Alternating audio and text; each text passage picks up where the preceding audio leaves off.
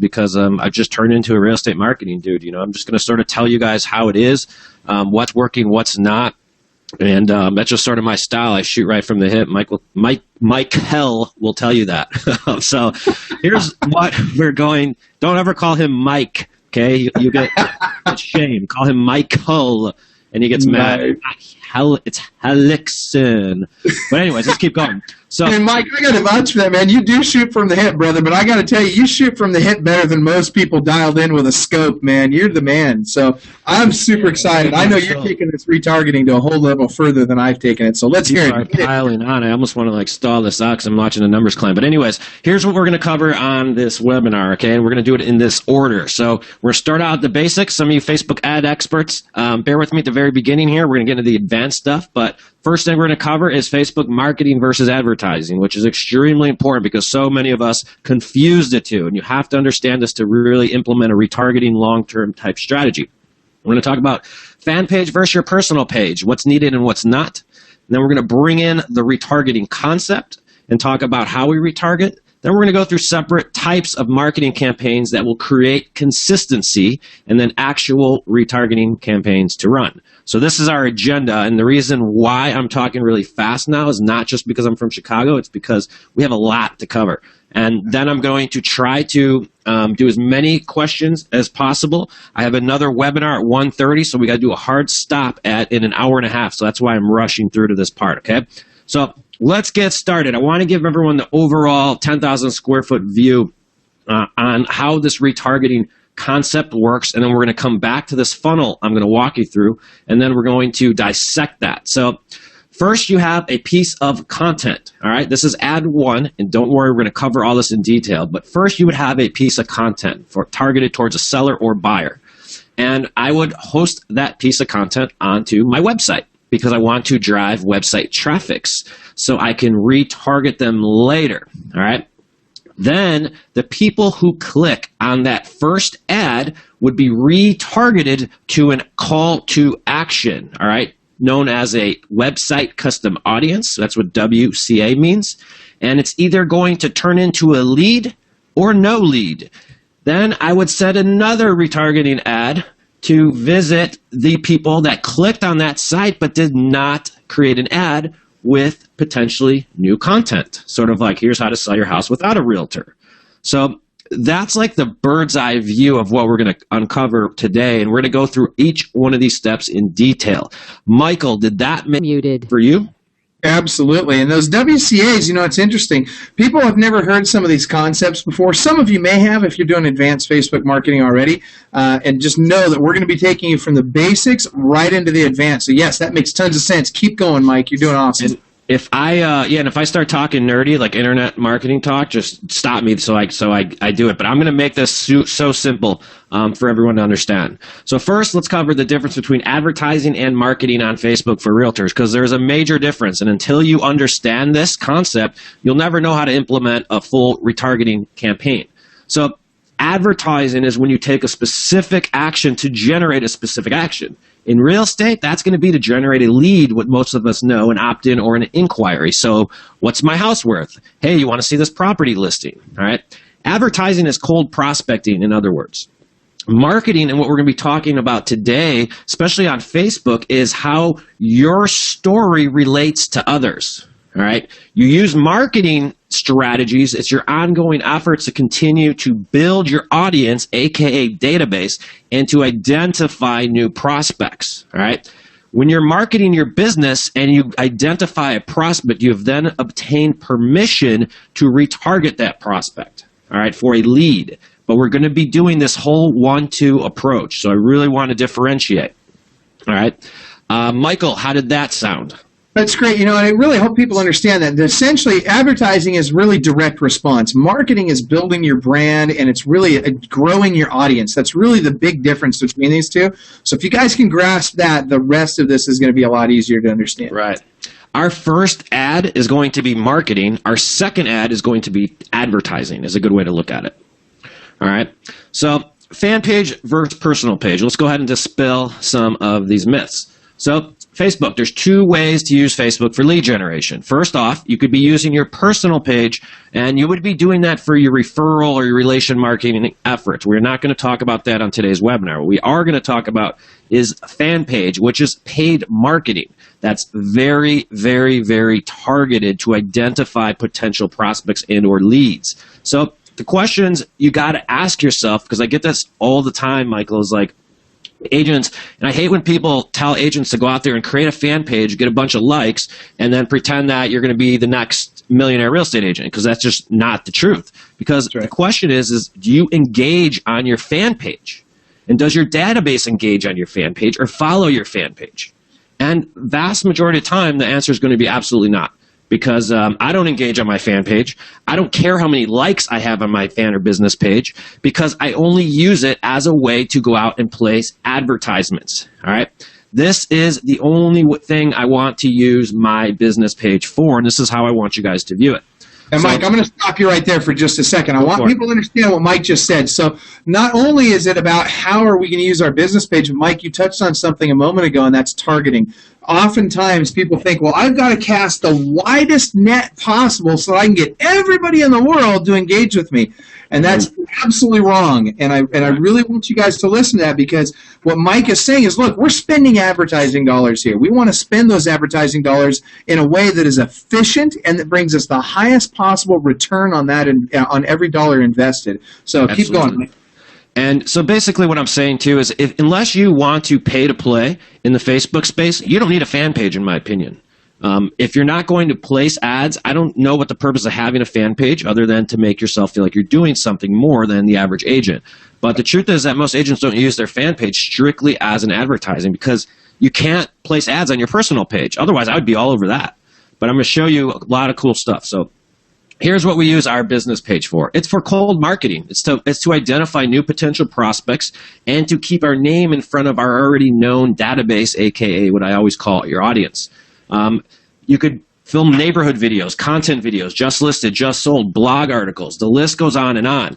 But what I want you to notice about each one of those bullet points that I just listed there is that every single one of those things are value added, okay? So I'm sharing cool stuff on Facebook in order to attract new potential buyers and sellers to me. So it's very important to understand, and don't worry, we're going to go through these different types. I'm going to give you several examples and all that. But Mike, let me jump in there real quick. So one of the things, as we talk about fan page, business page, same thing. I know, Brandon, you were asking that question. It's a great question. Same thing, fan page, business page. But one of the things that's important, I know a lot of you guys, for example, are posting your open houses and all this kind of stuff on your personal page. What you want to be doing is you want to post that on your business page and then share it to your personal page. So, but your business page is the place where that stuff starts. Go ahead, Mike. Right. And then, like, for your open houses, you'd use your business page to market your open houses in the geographic area that's open at the times it's open. So, yes, exactly.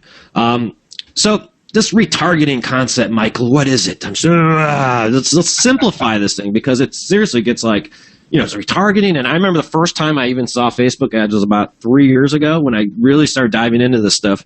And I was so confused. So I wanted to really make this an easy concept for everyone to understand. So we are using Facebook to place your message in front of people who are more than likely to need your services. The people whom you identify then are then retargeted with an additional call to action or additional content with a second ad. Okay, that's what this whole retargeting thing is.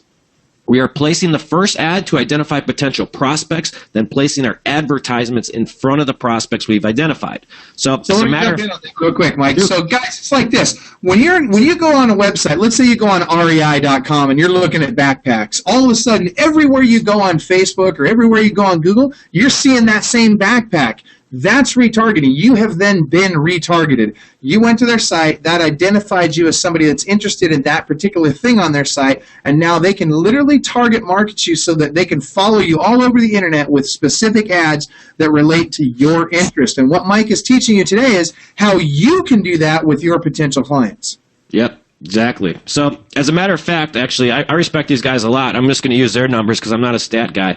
From Curator did a webinar on this too, and I highly respect those guys. They know what they're doing. They're really smart. But these other stats, and I'm just going to assume they're correct. 70% of users retargeted are likely to convert. So this is the why behind why we're doing this, all right?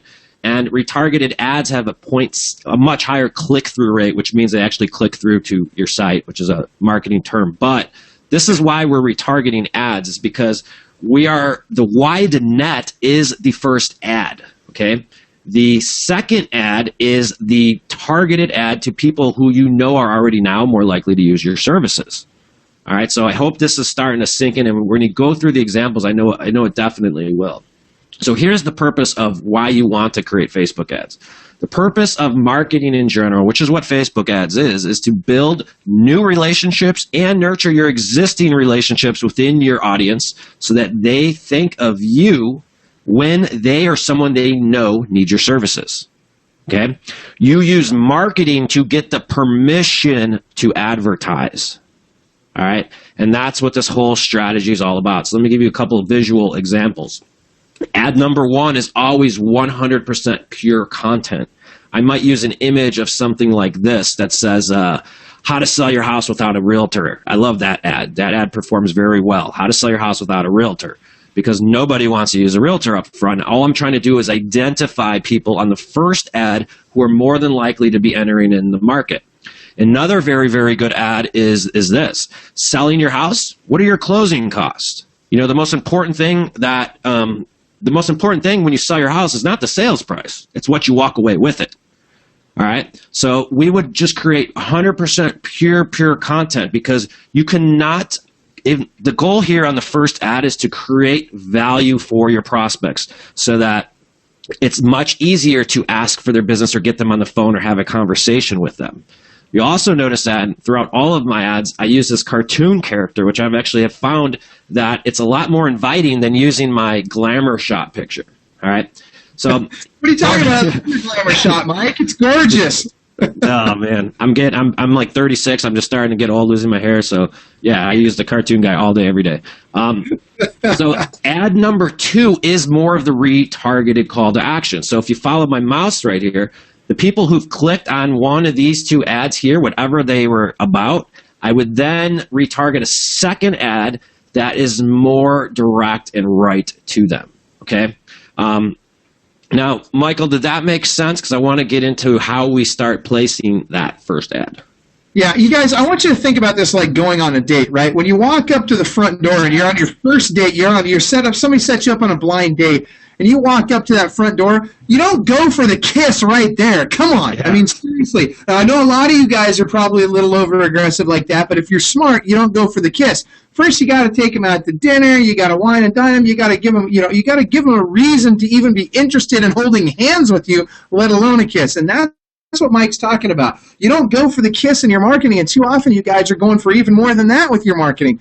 You need to go out and you need to establish a relationship first. You got to bring value. Gary Vaynerchuk talks about it. He says, jab, jab, jab, right hook. Well, why is that? Because it's value, value, value, value. Then you go for the close. So that's what Mike's talking about here. Your first ad is that's the perfect example. Like, you got to date before you get married is what you hear the phrase quite often when people are talking about Facebook ads, and that's true.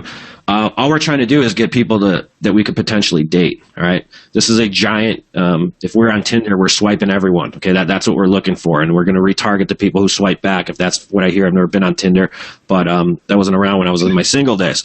So, anyways. I'm talking to Allie about that one. I don't even think Tinder existed when you were single, but go ahead. Allie and I met. Tinder didn't exist, so that's how I'm telling you the truth. All right, so now here's what we're talking about. Now, the reason why this works so well on Facebook is because of Facebook's extreme targeting capabilities. And what Michael mentioned earlier is that we're not just putting our ad in a zip code. We can, and I'll show you that, but we're doing a very highly targeted first ad, okay? Because it's not about reaching 300,000 people. I'd much rather reach 1,000 people and get 2 of them to raise their hand. All right? That's what it's very, very targeted, and that's why it's so interesting and fun, because Facebook knows more information about its users than any other source out there. And that's why it can target so well to your ideal audience. So the first ad needs to be 100% pure content. Now, you could have soft call to actions within that ad, but the whole goal of this first ad should be to focus on providing a ton of value you up front. Think about it. Answer a question that you know people have about real estate. You know, us as buyers agents, as sellers agents, you should know the common questions that your clients are asking you. And basically pretend you're the Google of real estate. And imagine what people type into Google when they're thinking about real estate. Closing costs are a very important one. How to buy and sell a house at the same time are a very important one. How to sell a house without a realtor is a really, really good one. But the entire purpose of this first ad is just to identify the interest of people who are potential buyers and sellers, period. Okay? And this is what we call a content marketing approach. A lot of people are starting to hear this term within the real estate industry. We're a little bit behind, but content marketing, this is the definition of it, is the marketing and business process for creating and distributing relevant and valuable content to attract, that's what we're about. Acquire and engage a clearly defined and understood target audience with the objective of eventually driving profitable action. That is so important that you understand that, because that's exactly what we're doing. So I want to walk you through a couple different examples of different types of audiences we would target, and then how we would place ads for that type of campaign, because there's no single campaign that's going to work. The campaign that's going to work best for you is going to be the one that fits your brand the most. But I'm going to give you so many ideas today, your mind's going to be blown. Go ahead, Michael. So, as you're talking about this, I want to come back to that dating example, and I want you guys to think, right? Do you want to be chasing that girl, or do you want to attract that girl? Do you want her to be attracted to you because of who you are and the value you represent, or do you want to be trying to chase her down and getting her to date you? That's what we're talking about here. Mike's creating a platform and a strategy here that will literally allow you to get those people wanting to do business with you instead of you trying to talk them into it. Right. And Mike, here's honestly what I see coming through is like, I hate cold calling. I hate prospecting. You'll never see me door knock. I don't even know how to. I'll never do any of that. I've always built my business on attracting business. And this is how you're doing it with Facebook right now. So a lot of those strategies work, but we're talking about getting people to call you eventually. We're not talking about you having to prospect. All right. Facebook's prospecting for you, and that's the entire beauty of it. So Let's start with a potential farming campaign. All right. These are really, really powerful. This is more of a long-term strategy, but, this is no different than direct mail farming. I know everyone on this call knows what direct mail farming is. You pick a zip, you pick a neighborhood, and you consistently send out direct mail postcards or newsletters to them so that they get to know your brand. Now, I'm saying, yes, continue to do that, but let's tackle them with social as well, because that's exactly what you can do, and for a lot less money than it will cost a direct mail. A true farming campaign is going to be probably done both, and this is how you build that local geographic presence. So let me get my mouse out here just so you can sort of see what I'm targeting right here, because this is extremely important. Now, I'm targeting my hometown of Orland Park, Illinois, and the zip code 60462. When I go into the targeting right here, and there are 42,000 people that I could keep my message in front that are homeowners, okay?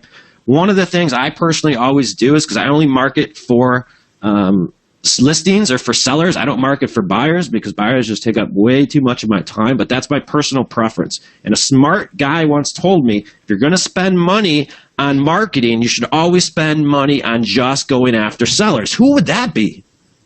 Did you hear that from me once or twice? It's funny. I was just having that same conversation with Derek Jackson today. Derek's got 34 listings. Listen, when you got 34 listings, buyers are free, man. It's very easy to drive buyer traffic when you have the listing inventory. The hard part is getting the listing inventory. So, Mike, keep going, man. You're right on track. All right, so what we're talking about now is just the general concept of farming, all right? So I would target, a zip code or an area. You could also target within mile radiuses. So, for example, I could put in a 123 Cherry Street, and I could target North Cherry Street, Chicago, Illinois, whatever, and I could target just a mile radius of that. So if people are asking, I just want to target more of a neighborhood. However, because Facebook ads are so cheap and the reach is so far, I would just tell you to cast a wider net than you would on your direct mail farming. That's what I would be that's exactly what I would recommend on that. But let's think about a couple different campaigns that we could run if we're running a farming strategy, all right? And this is an annual farming strategy. This is going in, month out, and so on and so on. And you're saving that targeted audience so that eventually people are like, who is the Chicago real estate dude?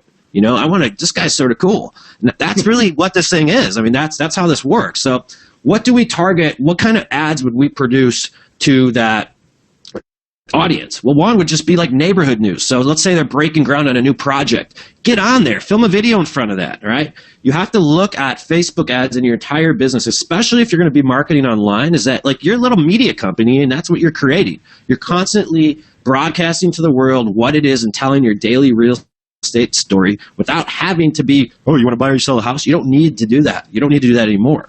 But my new listings, I would definitely market to my farm area. Holiday greetings are great. You know, the best thing about marketing for real estate is that you don't ever have to tell people, hey, use me, use me, use me. If you stay in front of them long enough and you develop that relationship, they're going to naturally think of you when they're ready to need your services or if they know someone who is, and then you'll get the call. It's how you attract business. New openings, new restaurant openings, all your content videos, your blog posts, anything that is regular. But just with that, for example, you could see how I could keep a consistent presence. These are just 5 ideas. I could come up with a lot more, but we could keep a consistent presence in front of our farm area by really just sharing cool stuff. So, for example, that's my Memorial Day thank you. All right, so I wanted to salute the troops. I wanted to target the farm area, so I did a thank you for your service because I'm a big fan of our vets. So that was my farming campaign. I don't have to talk about real estate. You see, and the goal here is with the farm area is that I'm humanizing my brand. I'm not no blood-sucking vampire real estate agent that just wants to suck the money and commission out of you. I want to build a relationship, and I'm playing the long game. That's the difference. We want to play the long game in our business. And those are the difference between the career agents and the transactional brokers, because the long game will start spitting business for you, and you'll never have to look for it. So let's say somebody targets on one of these ads, because these aren't really direct response. You know, the new listing, I'm just like, oh, check this out. I like to use, do you want to know what 150 grand buys you? I like to ask questions in my ads. But a second ad that retarget this audience is just one more of service, right? So I'm going to say, hey, I have this thing I do. It's called Ask the Dude. And ask me now. Click here. Do you have any questions? What can I help you with? Thanks for clicking on my website. You know, just being cool and just being social. I'm not going to send for a farming campaign. I wouldn't send a second retargeted ad and be like, do you want to see what your home is worth? That just doesn't make sense. I would just make it more social to try to establish engagement. Engagement creates conversation. Conversation creates connection. So that's what we're really talking about right here. And that's more of a farming strategy. So Michael, do you have anything else on the farming strategy until we start going into more specific targeting to homeowners and people who are likely to move? Definitely. For those of you who haven't already been there, make sure you check out our Club Wealth blog. Go to clubwealth.com, go to the blog, and there's an entire video and system around farming. And there's with what Mike's talking about, he's talking about one of the methods that you need to attack your farm. We need to get them land, air, and sea. That means I want to be on social media with my farm. I want to be targeting these audiences like Mike's talking about. Yeah. I also want to be door knocking. I want to be I want to be calling through my farm. I want to be doing client events in my farm. There's a lot of things you want to do to really take that farm to the next level, but it all comes down to developing relationships. And what Mike is doing is he's taking the online strategy and turning it into a relationship development strategy online. So keep going. Love it. Here's what, and it's honestly, so I just want to give a piece of advice. If any of you guys are out there like putting your ad on a bus stop or a park bench, I mean, honestly, put that money into Facebook. I'm just telling you, you're going to get a lot further with that, because that's what Facebook is. It's a way to get out there for a lot less expensive than you would in any of these traditional mediums. But let's talk about the one that I know everyone wants to hear about. You know what, Mike? Hang on one second. Hang on real quick, Mike. I got to share this. You know, can I tease this? Look at this slide. Boom. We're going to get that right in a second. All right. Fine. I want you guys to be thinking about something, though. You know, I don't know if you guys are aware of this, but Facebook, hours viewed on Facebook or time spent on Facebook has officially surpassed hours spent watching TV. Yeah. Would you rather spend your money on Facebook where you can highly target, or on TV where the audience is smaller and not nearly as targeted? You guys, this is sick. This is absolutely where you need to be putting your money. And should you be doing some other things? Should you be doing direct mail? Sure. Should you be doing all the other strategies? Yes. But like Mike said, park benches, really? Come on. This is not the 80s anymore. Yeah, I mean, I just wouldn't waste the money. I mean, do it if it makes you feel better, but I'm telling you, you're going to get a lot further with this. Now, what we just covered, that's one retargeting campaign we could potentially be running. And I want to get the idea, because you want to have a bunch of these different campaigns always working, but the key here with Facebook ads is consistency. So that's why I like using different campaigns, because some of them will overlap to the same people and so on. So let's go on to the one that I know everyone wants to talk about, and this is, because we want business now, right, Mike? We don't want to like wait and farm an area, because let's face it, it's not like the most sexy thing. We want to find people who are right now ready to buy and more than likely potentially to need our services. So let me show you a couple different targeting things that you could do within Facebook. We're going to talk about placement and all that stuff. We'll answer questions about budget, but let's just keep it on targeting. So what I could do right here, if you follow my mouse, is I targeted Chicago, Illinois, and 10 miles of people who are likely to move that are homeowners. You could see my matches right here. I also took the age demographic from age 26 to age 55 years old, because I don't go over 55, because most 55-year-olds don't resonate with the whole dude thing. All right, I know that, but I also know my brand and I know my audience, which is very, very important. My brand within the Chicago market is Chicago Real Estate Dude. So my ads are very dude-y. If it's just the way I talk, it's just the way I go, because I'm natural, and that's what allows my authenticity to shine out. That's a very, very important point. Not saying you have to be a dude. You don't. You could be the most professional. Michael's a suit and tie type guy. That's fine. But his ad and his tone of his ads will resemble that, and it'll come through. So you just have to be true to yourself. The self is what I'm saying. Now, in this, what you're going to see is, follow my mouse on the right, I always target home ownership homeowners and people who are likely to move. All right, I don't go after buyers, so that's just my preference. However, I could just go after people who are likely to move, and that would obviously tie in all the renters and whatnot. Now, I've had success with this, because the question I get is, how accurate is this? How accurate is this? I have no idea. I'm not Facebook, but I just know I get business from it, so that's all I can tell you. Let's go in through a couple different examples of what we would do on the first ad. All right, what are my closing costs? How to anything. For example, 5 home improvements before you list your house. Case studies are great because stories resonate. So here's one. This is the ad that just got picked up by Realtor, what's our National Association of Realtors? No, National Association of Realtors picked up my ad and published this one off of this Facebook ad.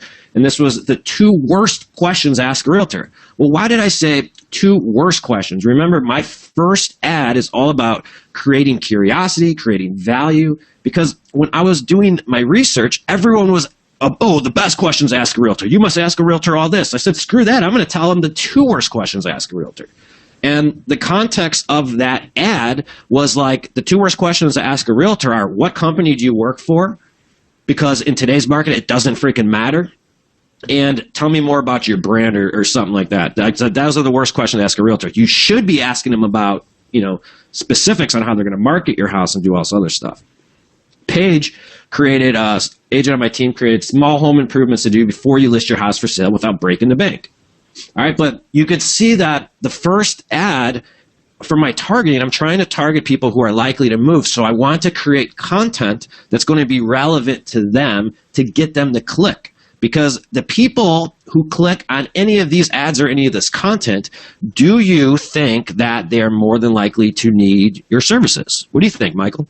Absolutely. And think about this, you guys.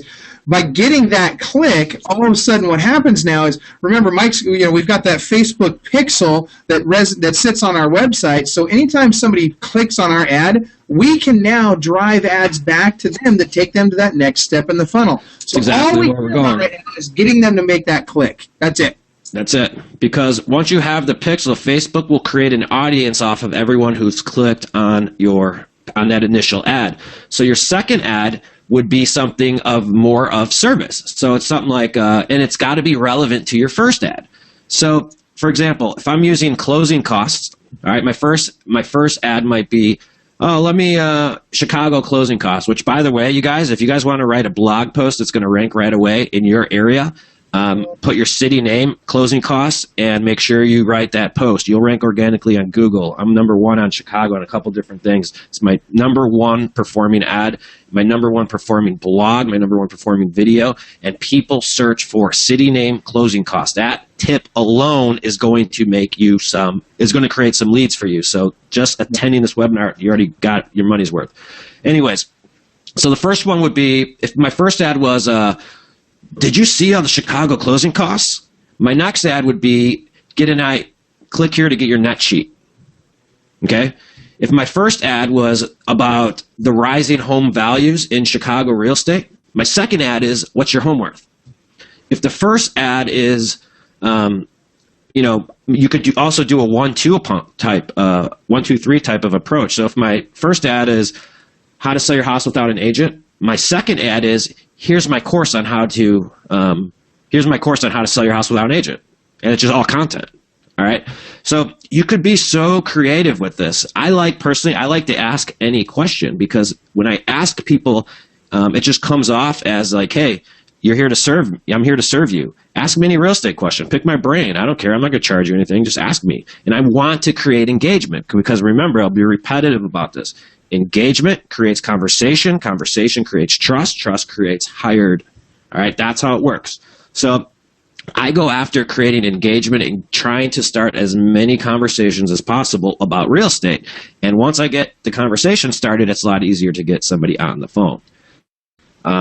Michael, did that all make sense for that typical or that campaign?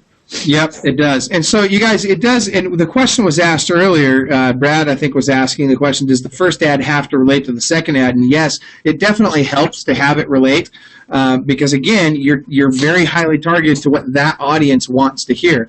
So definitely, if whenever possible, have it relate back to that first ad.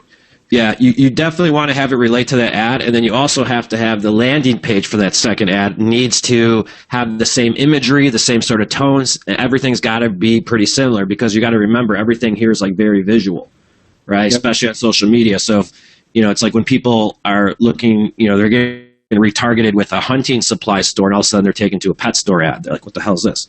Doesn't make sense. And so it's very important on how you set this stuff all up. So that's how I would target likely to move homeowners. Now, you could target so many other things as well, but I'm giving you the big three for the most part. So let's go after a real popular one. I was running the stats on this, and I'm just like, oh my God, dude, because I haven't done as much with this as I want to. But let's look at distressed people, all right? Let's look at distressed homeowners, because we all know they're going to likely to sell. And unfortunately, this is, I could see this as being a little bit controversial, but if you're really serving people, I don't see that, because here's the targeting on this particular audience. Follow me over here. Facebook is a social platform, all right? And I don't care when someone's going through a divorce or they're getting separated or something happened, they make that change on their status because they want to let everyone of the opposite sex to know that they are now available. Michael, do you agree or disagree with me on that? Sad but true, yes. All right, so I think that's why this audience is so accurate, because if you're complicated or if you're separated or if you just got divorced, you just posted that on Facebook and you made that change. So Facebook is simply just giving you all the people here. So I ran through Chicago, Illinois, 25-mile radius Chicago, Illinois. So that's quite a big audience size. However, I did home ownership, very important. I went for homeowners who are in any of these situations. Now, the question is do you think that people who are in these situations are going to be more likely to sell? And look at this audience size here, 98,000 people. That's a good chunk. That's a really good audience size. That's a big audience, yeah.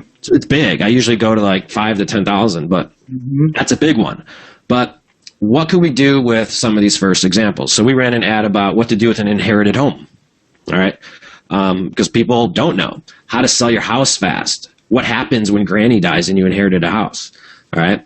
Now I'm stuck with a house. You could be very creative, but for something like this, a case study would probably be the best. All right. So, for example, let's say a case study is any real life story. and it's an easy way to get people to read and absorb your content. All right. So a case study, and this was a case study for this example, was an inherited home. Paige, one of my agents, she wrote a blog post about what to do about her grandma's house because her grandma just passed away, and she ran the entire estate. And she told her story about how all the families, how the uncles and the aunts were sort of fighting with each other about who gets the money and all this other stuff. Typical inheritance thing that that we're pretty used to. But the point is that she told a story in that, and that was the case study.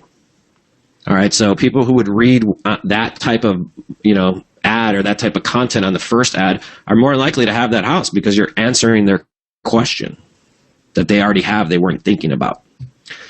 Now, you could be very, very creative with this. I just started doing these. This is a very recent ad.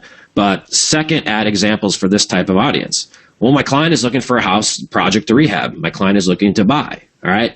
But be careful. All right.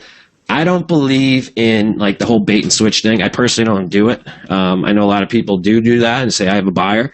If you really do have a buyer looking for a house in an area and your MLS inventory is low, this ad right here, I only ran this for 2 days. Look at the 12 comments and 2 shares. All right. And it was just, look how social this is. All right. I started tossing this in the ads because I don't want people to know it's an ad. So I start saying, hey, Facebook fam or Facebook family or hey, Facebook friends, can you help me out? I have a client. I can't find anything on the MLS. Boom. I would post something like that. Now, a very, very good client to have is a rehabber. Why not? Because then you actually really do have clients. You're always looking for houses. It's interesting because I had a guy call me off my podcast the other day, Michael, and he said, I hope he's on this podcast, but he's like, I'm trying to find some more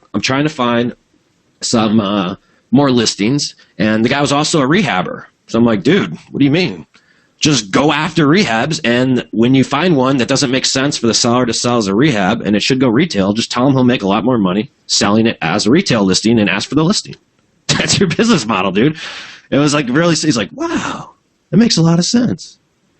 But one of the things, Mike, you're talking about, and I really hope people heard that. I agree with you 100% that if you don't have a buyer, don't act like you've got a buyer. It's cheesy. That being said, all of you have a buyer. Let me tell you why. If you go out and you find a great deal out there, you find somebody that's willing to sell at a discount, then guess what? Maybe I'll buy it. Maybe Mike will buy it. Maybe one of our other clients will buy it. We have people all over the country looking for investment properties all over the country, looking for flips, looking for buy and holds. So you could legitimately say, I have a buyer. As long as the price is right, the money is always there. Yeah, and this again could be something of a farming type campaign that you're always looking. Like we have a bunch of developers and rehabbers that we look for properties for, and what that ends up turning into is that means that we're always prospecting for rehabs, but the ones that don't turn out to be rehabs are still listing leads. All right, so you could keep a campaign like this going on all the time because that's exactly what you should be doing. But It depends on what you want to do with your budget and all that other stuff with Facebook. So did that make sense? Yeah, it does make sense. Let's keep going forward because I want to get into the mechanics of actually how to do the retargeting. So go ahead, keep going. So the additional targeting options for realtors, you could target people on income, status, demographics, political, work. And the main targeting you're going to want is the residential profile. So that's time of residence, likely to move, renters, homeowners. All of this stuff is doable. It's really up to you on how precise you want to be, and it will differ from market to market. So you got to know your market, know where you're at, and just sort of you should know what targeting options else are out there. But setting up the first ad is all about the initial targeting. All right, that's what I want to really get out. This whole thing is like the NFL. It's like the play action. That's the best way I can relate. I was trying to come up with a way to relate this. That's what this whole retargeting concept is. But the question that you're just alluding to is before you retarget, you got to set up the audiences to retarget first, right? That's right. Because how are we going to set this up? Who are we retargeting? What's this tracking pixel thing that you were talking about earlier? All right. And that's the thing. So let's walk them through exactly how to get the pixel in there and how to retarget to that pixel. So you're going to get what's happening now in February of next year. Facebook's going to get rid of their old tracking pixel. All right. And the Facebook tracking pixel is a piece of code that you would put on your website. All right. And yes, if you want to run a retargeting campaign, you must have a website and you must have the Facebook pixel installed on your website. There's a ton of instructions. If you just go to Facebook and say, install Facebook pixel on website, and you'll get 30 million videos on how to do it. It is not very difficult. But I would never run an ad or start running an ad without first creating a retargeting audience to retarget. Does that make sense? Yep. So I want to tell Facebook, before I even set up my first ad, I need to tell Facebook I need to create an audience so that I could fill it up with people that I'm going to send my second ad to. So let me walk you through where this is at inside of Facebook. All right, so inside of Facebook, right where that arrow is at, in the top left-hand corner, you got to make sure you click this All Tools button, because this whole slide thing does not always open up. You got to click this All Tools, this little green thing where my mouse is at, and you want to hit Audiences. Okay? Once you hit that Audience button, it's going to take you to a screen like this. It's going to create, what you're going to want to create is called a custom audience. All right? When you get to custom audience, it's going to give you different types of custom audiences to create. So I'm going to go through each of these with you, and this should tie everything together. So the first audience is a customer file, which you see on the top. Well, this is your database, okay? You should be putting in your email list, because you should always have an email list in real estate. You should always be marketing your email list and sending the same sort of content to it to keep your name in front of your brand. But your database and your email list, the reason why I would put them onto a Facebook campaign is this. Very earlier in the call, I said that, Facebook can be used for referral marketing, okay? And your personal page is used for referral marketing. But your fan page can also be used for referral marketing and keeping your brand in front of your database or your audience. Because once you upload your email list into that, your ads, your content will be placed in front of their newsfeed. Now, the reason why you want to do this is this. Under the normal Facebook algorithm on your personal Facebook page, forgive me if these numbers are right on or not, but roughly only 17% of your quote-unquote friends will see your stuff. All right? When I target my database within Facebook ads, 100% of them, or closer to that, will actually see my ad, which means I keep my brand in front of them through email as well as social media. Does that make sense, Michael? Yes. And actually, I'd say the number is closer nowadays to about 10% of your friends will actually see those things unless you're retargeting. So You've got to be doing it for sure. And so a lot of people get confused on the whole, a lot of times people get confused on, if I make a post, 100% of my friends see it. No, it's not true. Those are the stats. So we want our social media to keep in front of our database, and definitely on our Facebook feeds. And that's how you start filling your fan page up with your database to actually like it as well. So now this is the one we're really talking about, our website custom audiences, and you have to follow my mouse right here. So you're going to set up several different website custom audiences for retargeting purposes, all right? So the first one that you always set up is just what I would like to call like a general website custom audiences. All right, so this would just be anyone who visits your website, all right? And Facebook will give you the option in the last X amount of days. I always do in the last 180 days. You do 90 to 180. I don't know the difference between the two, other than the audience size is going to grow. I can't say that I tested one or not, the better, but I just keep it at 180 days. All right, so basically what you're telling Facebook is that they're going to pixel and cookie anyone who visits your site in the past 180 days. Now, what we're talking about is running a more specific retargeting campaign. So what I do on my site is that I like to retarget people who have visited specific web pages. So what I would do is create an audience off all the URLs that are seller-related content. Okay?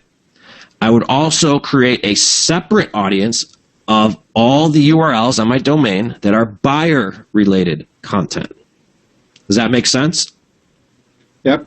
And Very easy to do, guys, because what's going to happen is you're going to run a lot of ads to each one of these. What you don't want to do is you don't want to spend money to run a buyer-related ad to a seller and vice versa. And that's, again, why we're heavily targeting this, and why we want to keep those audiences very, very narrow. Now, if you wanted to create a single page audience, like so, for example, the closing cost article that I told you about, that organically gets, is getting 40 to 50 hits a day. Organically. So I would definitely create, once you'll know the content on your site, whether it's a blog post or a video, you'll know the best pages on your site, or you need to watch that stuff. But if you have one that's doing very well, then you create a custom audience specifically for that. So closing cost is one. And that's one of those topics that just appeared to be, that it could stand alone. I didn't have to bunch it in with a bunch of other seller-related content. I could just do its own audience based on people who visit that page, so that my call to action on the second ad can be a, hey, here's how you want your closing costs for your upcoming sale, something like that. Did that make sense, Mike? Yep. So absolutely. Now, if you want to get really nerdy with it, and I won't go here because I don't want to get way over people's heads, but you could do people visiting specific web pages but not others. All right. It's like an autoresponder with Facebook ads is basically the best way to look at it. You could put ads in front of people who haven't visited your website X amount of time, and then you could create a custom combination of using this algorithm. So it gets really, really in depth on it. But that's exactly how you would set up your website custom audience. Make sense? Yeah. Let me show you what's coming. This is probably going to be the best tip that you're going to get today. I'm going to tell you what I'm going to be doing with my personal ads going forward on all fronts, and I guarantee you this is going to happen. Engage. This is a new type of custom audience that you can create, and it's called engagement on Facebook. So what the hell does that mean? Video ads will soon dominate. Mark my words. We just got back from a conference in Orlando. It's called Content and Commerce. This is all they talked about. These are the smartest people in the world when it comes to internet marketing. All anyone talked about was video ads, video. It was across the board. And just think about it. The opportunity that I see right now in front of realtors is that none of our competition is creating videos. I know no one in my market is creating videos the way we're creating them. Cool, fun, quirky, entertaining, really good editing, and it's really building our brand. All right, so this is what's coming down, and let me show you why. Because the retargeting audiences, Facebook is now retargeting people based upon the length of time they watch your videos, okay? So I'm going to show you the stats on this, and it's going to blow your mind. Facebook now, Michael, you mentioned this earlier, surpassed YouTube in terms of video uploaded. And the interesting thing about videos is that out of 80% of all video watched on Facebook has no sound. Only 20% of the videos that people are watching on Facebook right now has sound. We got it. By the way, there's a typo on the screen, guys. So you know that 80% of it has no sound. This is very, very important for how you target your videos, and it's one of the things that we're working on at Club Wealth is to make sure that we've got essentially captioning on all of our videos. That's very important. Keep going. Absolutely, and it tells you about what types of videos to create and how to create them as well. So this tells me right off the bat that the talking head videos of you standing in front of your computer, they're going to be a waste of money, I think. Right. It's going to have to demonstrate the purpose of what you can do for your intended audience. All right. In 2018, that's another typo. See, Michael got late last night. I was going to say, that's late night Cuevas right there. 1018, this was like back in the medieval times. But 79% of all internet traffic is going to be coming from video. All right? Video generates 1,200% more shares. Mm-hmm. Video ads click-through rate is 1.84%. As opposed to like 0.07. That's correct. A big deal. That's a huge number, you guys. 4 times the consumers would rather watch video. And think about it. Just think about your own habits on Facebook and what you're doing and what you're scrolling through as you're going through your newsfeed. You know, are you stopping to watch the videos? Like, no one reads just a text anymore. If you don't have a picture attached to it, I'm sorry, I'm passing that up. But then images came out, and now everyone's like, oh, you got to have these great images. But now what's going to happen is that video is going to replace that. And that's what I believe, and it's what the people that are way smarter than me also believe, and everything that I followed with them, they absolutely has come true. So yeah, you're right. I do that, Mike. I'm just joking. So here's the targeting in it. So when you want to create different custom audiences, and you can do lead ads, Canvas, that's a whole different thing. But with video, now you can target and create audiences based upon how much they consumed of your content. So let me give you a couple examples. So I could create a retargeting ad off people who only viewed the last 3 or 10 seconds of my video and be like, was it something I said? Did you not like me? I would put more of an offer ad to people who watch 75 to 95% of my video. Okay? Because what does that tell you? Is that people who consume 3/4 or to 100% of your video are more than likely interested in what you had to say, which means they're more than likely interested in they're more than likely to be a potential customer. People who watched 50% of less than your video are people who clicked on it, but you probably would retarget them with more content because they're not sold on you yet. Okay? So do you see what's coming? Does this make sense for everybody? It's a different message for each of these groups. That's the whole point here, is you want to be as targeted as possible with the message you're giving to people based on their behavior as they come through your funnel. And Right. if you'll do that, you'll be able to get people re-engaged that otherwise might not have. And so, love it. And by the way, we're seeing a lot of people say, man, this is the best. I love it, Jennifer Holmes. Best webinar ever. Please make sure you guys do a replay on this. And I'm just crossing my fingers that the video works. We'll see how that goes. So keep going, Mike. So this is what's coming, and I'm just starting to test this stuff right now. So, like, we're going to have this event. Hopefully we have better results when we get there, Mike. But I will be letting you guys know. I mean, this is like my full-time job, just seeing what's working and what's not in real estate marketing, and then sharing it with people that I don't know. So we're going to do a really in-depth follow-up on this, because I'm personally, in 2017, my goal is to go all video because no one else in my market's doing it. All right. Yep. And that's exactly why it should be yours. It's anytime, Warren Buffett once said, when everyone else is zigging, I'm zagging. When everyone's zagging, I'm zigging. That's exactly comes from the man's mouth. So, I mean, it's the truth. You want to do what stands out and what attracts people to you. And there's no better way than video, because it's how you tell your story. And yeah, this is what I thought too. And don't worry. This is why, when you're keeping in track of like Facebook ads and all this stuff's always changing. All right. And it's going to change again. I mean, we're going to probably see in 5 years from now virtual reality ads in Facebook. Who knows? But it's going to keep changing. It's going to keep growing and keep evolving. All right. So we're going to open up, Michael, for Q&A. I wanted to invite everybody. We told them we'd invite them to the event that we're doing out in Anaheim. And I want to walk them through that, if that's okay. Absolutely. Go for it. So we are doing an event. Michael, you feel free to chime in, but we're going to be doing an event November 9th. Michael runs an awesome mastermind. And this is the type of stuff we talk about. All right. This is advanced. All right. So if you like advanced stuff, this is like what we're talking about. So in the event, and this is what I like about what you guys did, Mike, is that it's part mastermind. All right. And then it's part conference. All right. Based upon your level and your production level. And so we're going to have awesome training talking about all this different type of stuff, but that's what we need to mastermind, because you guys will give me more ideas to go out and create more things just by hearing what's going on in your market. So it's super duper awesome. I'm so excited for this. So the conference, we have a whole buyer's agent boot camp, but if you guys are interested in that, go ahead and sign up for it at this domain here. And I want to go ahead, Michael, if you want to say anything else, but I want to get them for Q&A and ask as many or answer as many questions as long as time permits for me. Yeah, let's definitely do that. But yes, by the way, guys, that mastermind, that business strategy mastermind conference is going to sell out. We originally had a block of rooms that we were able to do, in terms of conference rooms. And we sold out those rooms in a week and a half. So we had to go back to the hotel and ask them for a bigger space. And we were fortunate to be able to get that. And so now we've had some more seats that we've been able to add to it. But we can't get any more space from them. We got what we got, and it's going to sell out. There is no question. We are well on our way to selling those seats out. And just so you guys know, when we do events, we don't do events as for-profit pitch fest type of events. That's not what we do. There's no pitching at these events.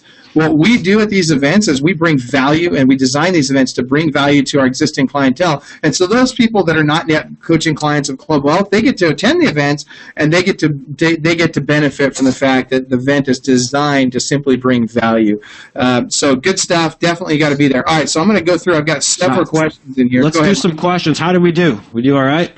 We did great, man. In fact, I've got a Connie page. She's like, man, this is juicy. I like Sunit's comment. This was fantastic. Sunit says, yeah, this is great. This is better than what I've been learning from on my Facebook calls with Facebook. He actually has a rep at Facebook and is saying essentially that Mike's dropping better value on him than the guy at Facebook is about Facebook. So that's good stuff. All right, so a couple of questions we've got here. How do you add captioning to your video? Well, that's one of the questions. Go ahead, Mike. There will be, when you place your video ad, so that's a really good question. So when you place your video ad, it'll ask you, there's a checkbox. You can't miss it. It'll be right when you place your ad. It'll say, do you want captioning? You always want to click yes. But more importantly is that you got to go back and edit that captioning, because you can't just rely on Facebook to do the captions for you, because they could easily misspell something into a swear word. And that might actually be good for marketing, because you'll get more attention. It would be good for Mike's brand, probably not for mine. It would work for me, yeah, but not for Michael. So it depends on your brand, but that's a very good question. No doubt. All right, and then we got Colin Burton wanting to know, what is Facebook? Okay, way to go, Colin. No, just joking. He's just giving us a hard time. Let's see. One of the steps gave an option to import contacts from MailChimp. Can I import contacts from other sources? That's Linda Maxwell. Yes, absolutely. So what you're going to want to do is, and here's what you could do. MailChimp just has, I don't have MailChimp, but I'm pretty positive that's just a direct integration with it. So basically, you'll just import your MailChimp. But regardless of what email autoresponder that you're using or email service you're using, all you're going to do is export your email addresses, and then you're going to import them into that customer tab, just like you would on any other type of CSV file or an XLX type file. So to be an Excel spreadsheet, you download, export from your current provider, and then just import into Facebook. And depending on who you're using as your service provider, because our email lists are always changing.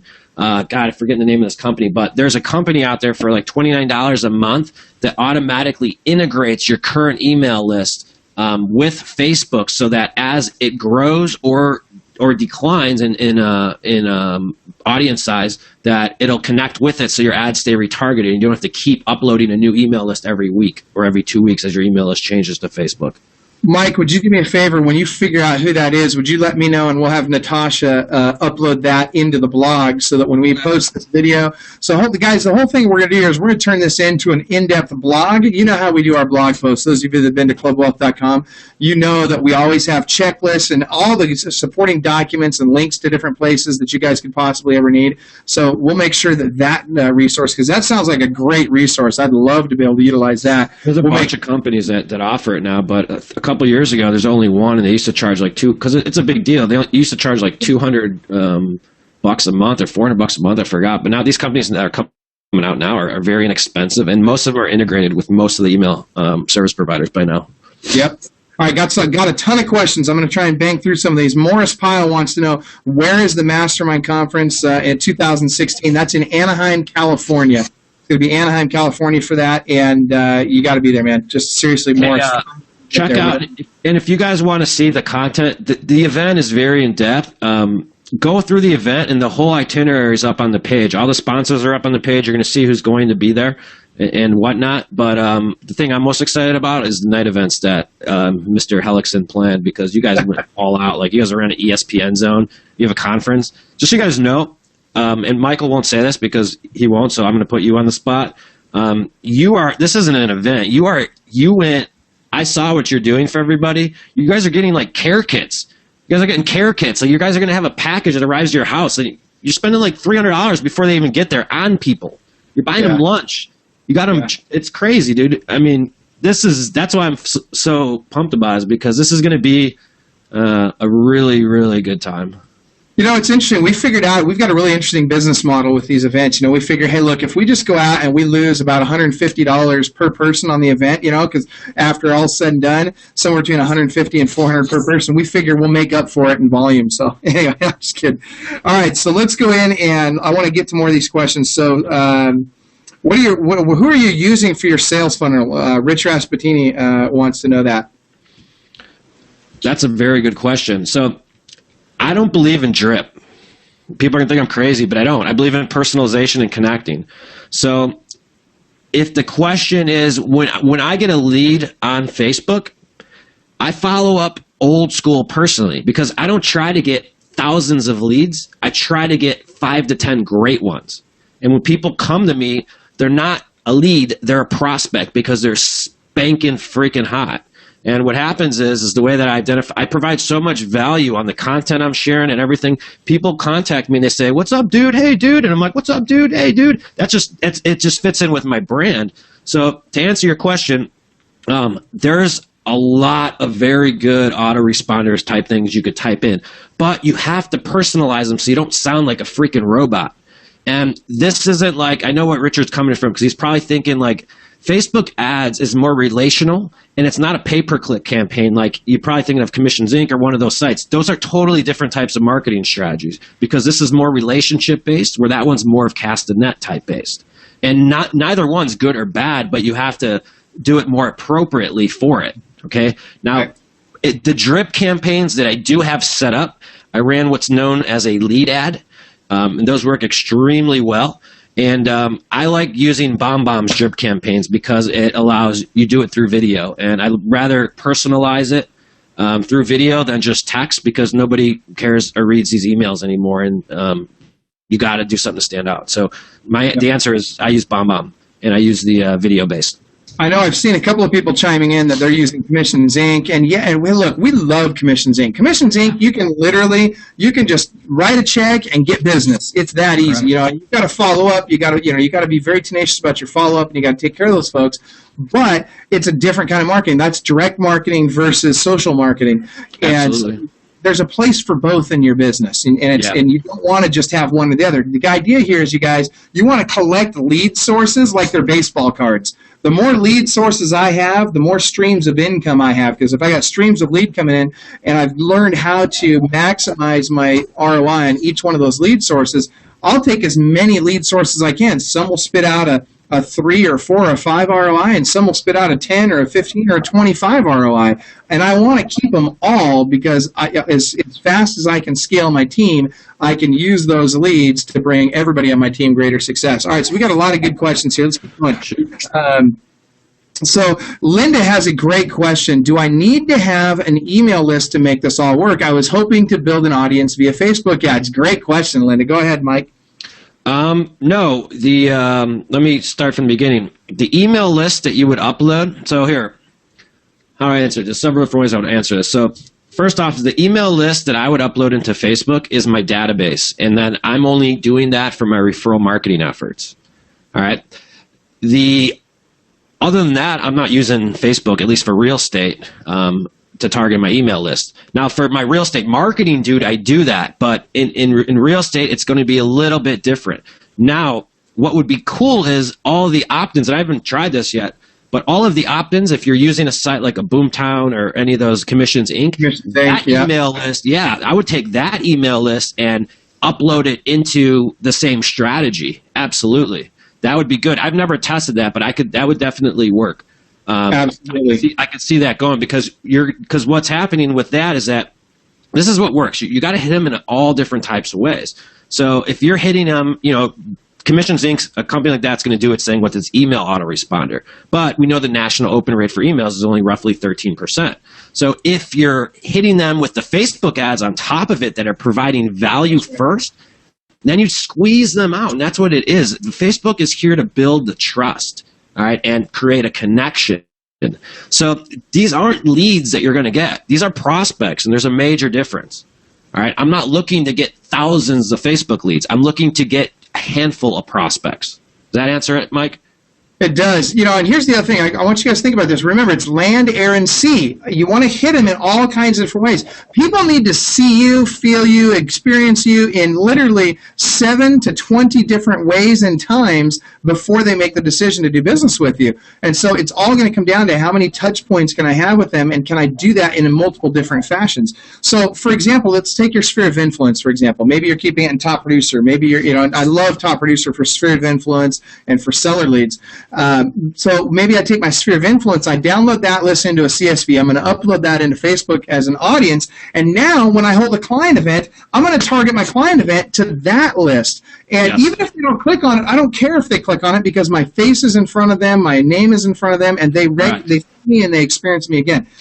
So there's lots of different ways you can use this, but what you want to do is you want to incorporate this into your overall strategy. And as you do that, man, it's like pouring gasoline on a fire. You won't even believe it. Yeah. And then, Michael, you brought a good point up. So, like that email list for your referral list, your client events, your holiday greetings, because that's just referral. That's just keeping your brand in front of them, because 15% of the people you know this year are moving. 100% of them know someone who's moving. So that's a referral marketing strategy. But to go after new traffic, we're just using Facebook to identify new relationships. Not leads, relationships. So let me ask you guys this. I'm seeing Rich Raspentini actually asked a great question. He says, "Hey, Michael, why don't we do a Facebook, like a Facebook 101 mastermind, and literally just have a mastermind that's all about Facebook, and just do it like a technology summit?" So here's what I'd like to know. If for those of you that would be interested in doing something like that, Mike, I have a feeling if we had enough interest, would you join me in doing something like that? Would I lead it? You're asking me? I'm going to be there anyways. Yeah, I mean, I'm excited to run a couple of the masterminds. I mean, this is just Facebook, you guys. We do the same thing with YouTube. We do the same thing with all these different other platforms. LinkedIn. I mean, you name it. You could do retargeting in the same concept on a bunch of different platforms. But yeah, that's why this is a mastermind type of event, because that's where the ideas happen. But yeah, absolutely, that'd be sweet.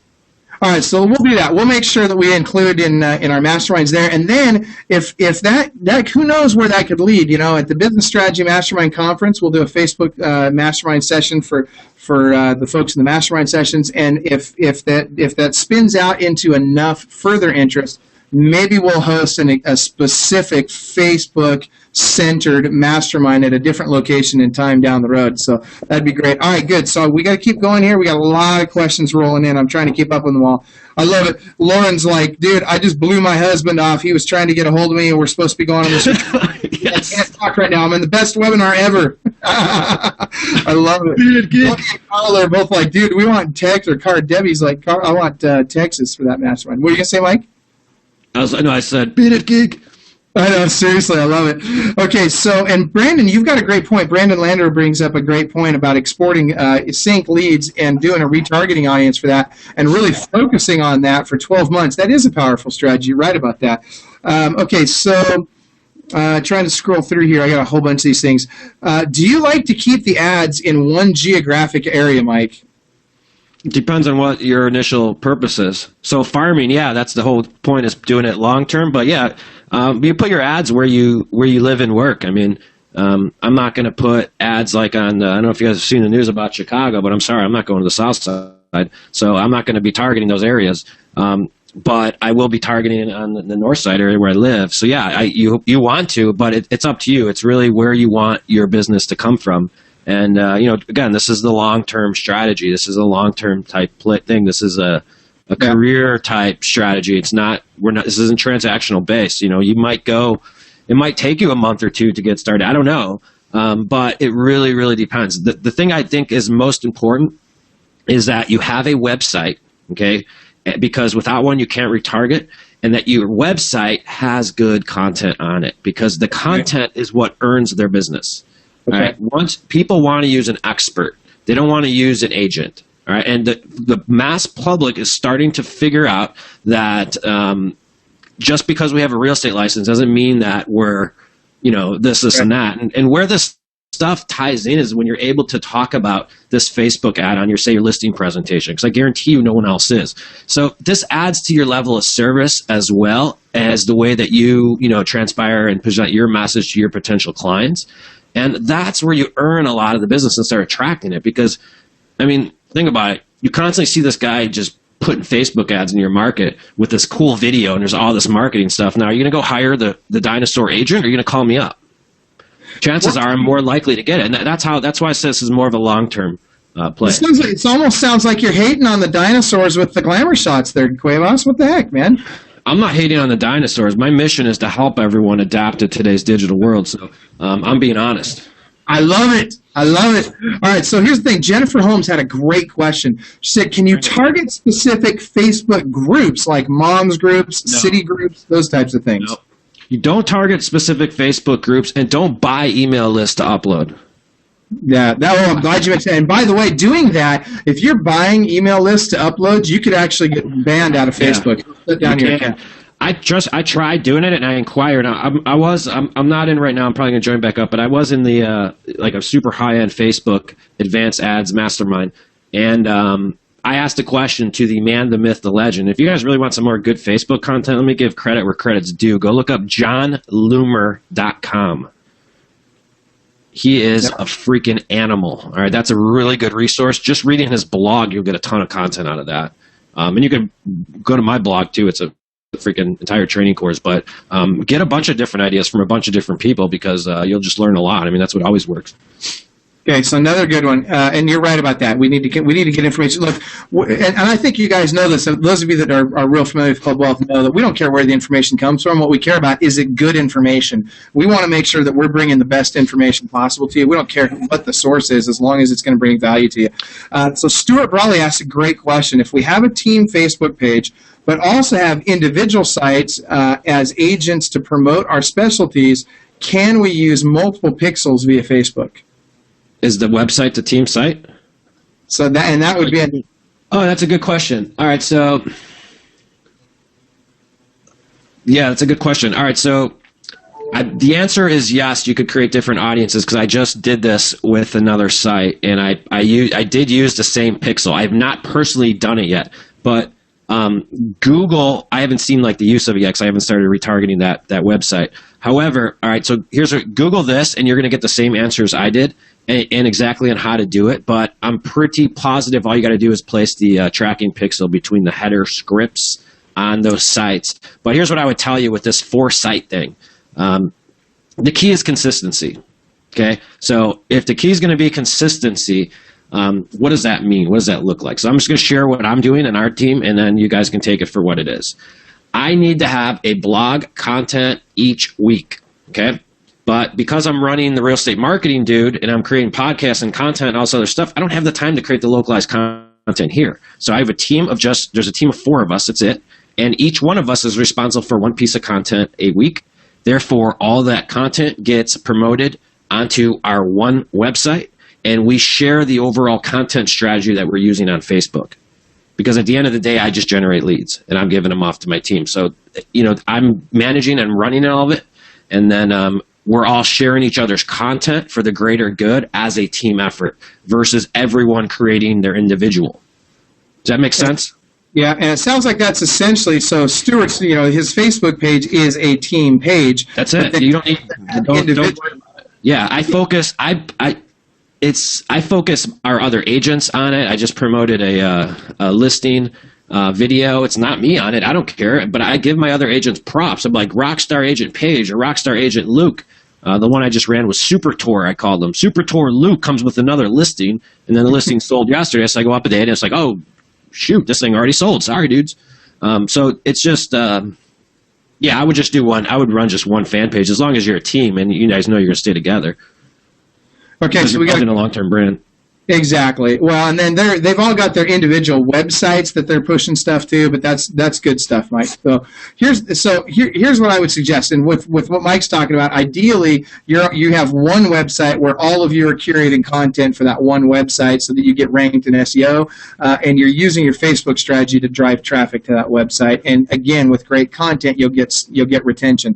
All right. So here's another good one. Charles Bonfiglio had a great question.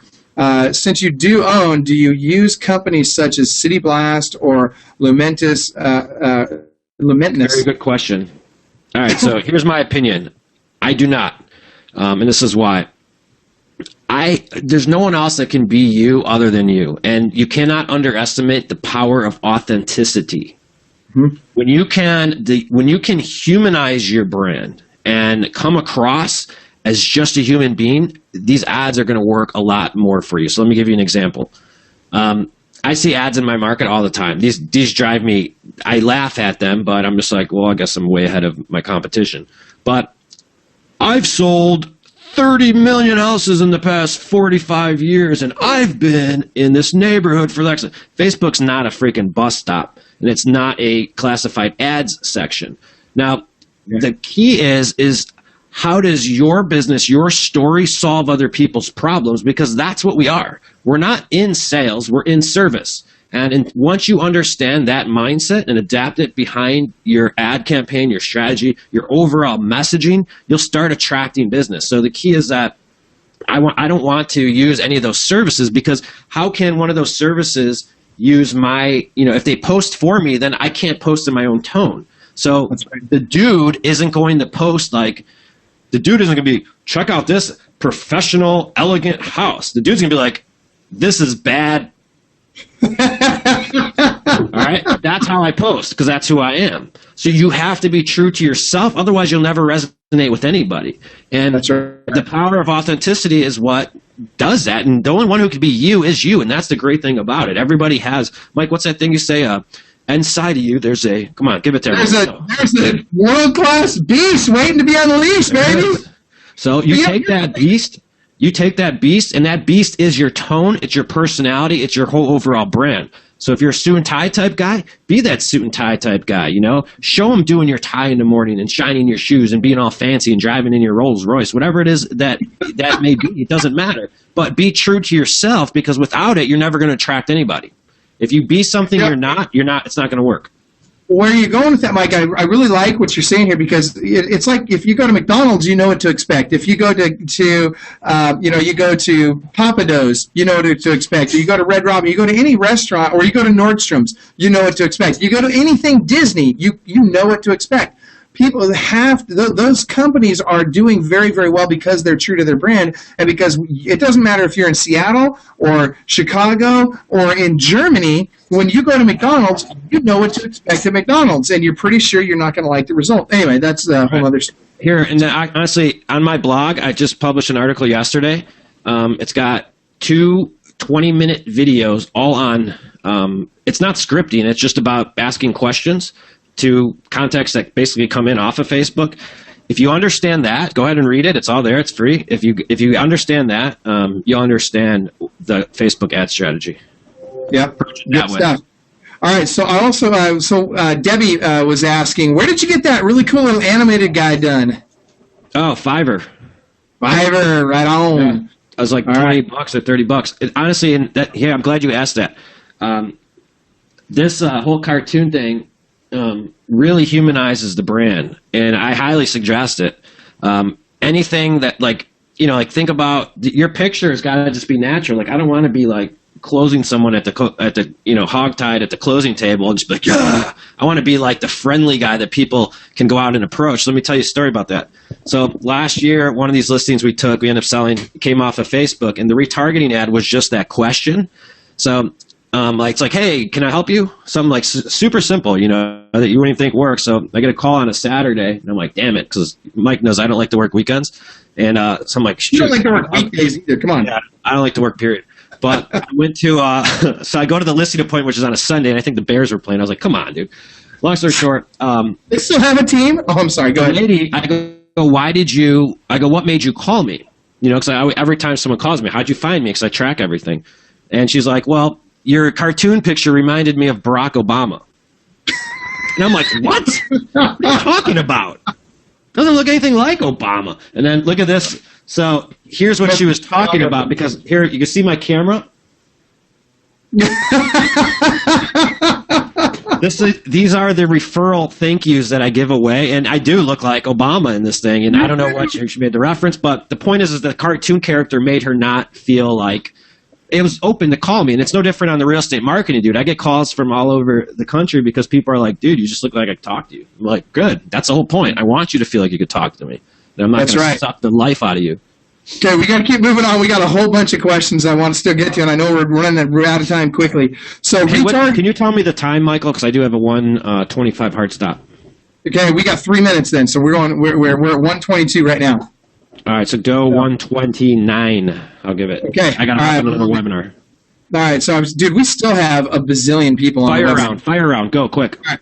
So retargeting is based on inside Facebook itself, not the retargeting that shows up in a person's browser. So when they're shopping for things on the net. So really what the question is it only for Facebook, or when I go everywhere else in Google and all these other places, can I also retarget those? What's the name of that service? There's a totally separate service. We're talking about today, which is retargeting within Facebook. You're talking about AdWorks. Yeah. Yep. So, keep going. Slam all right, next one. What type of daily budgets do you find work best? In other words, are you getting better cost per click? Do you have a daily budget versus It's relative to the size of your audience, and there's no direct answer on that, no matter who or anyone tells you. But if you have an audience size of and you're targeting, like that's only like 10,000, I'm probably spending $10 a day on that. And if that starts performing very well, I'll slowly increase that to 11, then 12, then $13 a day. However, if there's an audience size of 100,000 people, I'd probably spend 15 to 20. But you don't need to, I would not spend $50 a day on an audience size that's only 10,000.